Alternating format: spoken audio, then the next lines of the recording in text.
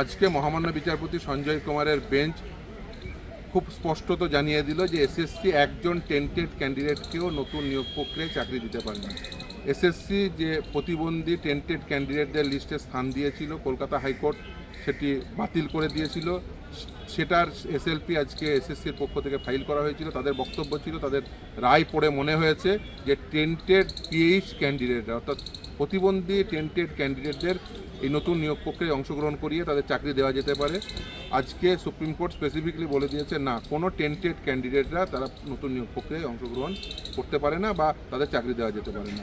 এসএসসির প্রথম থেকেই উদ্যোগ ছিল টেন্টেড ক্যান্ডিডেটদের আমরা সামহাও পরীক্ষায় বসিয়ে তাদের চাকরি দেবো। আজকে সেটা পরিষ্কার হয়ে গেছে, সেটা তারা পারে না।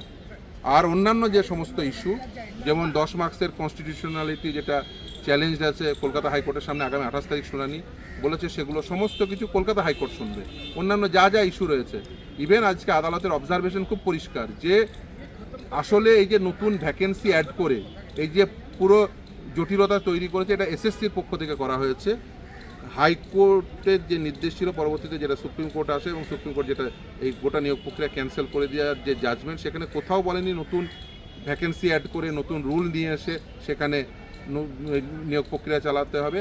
বরঞ্চ আদালতের যে কি মনোভাব ছিল সেটা আজকের বক্তব্যে পরিষ্কার হয়েছে যে 2016 সালের নিয়োগ প্রক্রিয়া 2016 সালের ক্যান্ডিডেটদের দিয়ে সেই রুল অনুযায়ী করলেই এই সমস্যা বা এই জটিলতায় তৈরি হতো না। এই জটিলতা তৈরি করেছে এসএসসি, এই জটিলতা তৈরি করেছে সরকার, এর দায় নিতে হবে। ফ্রেশার্সরা 100% নাম্বার পেয়েও তারা নিয়োগ প্রক্রিয়ায় ইন্টারভিউ ডাক পাচ্ছে না, চাকরি পাওয়া তো দূরস্থ।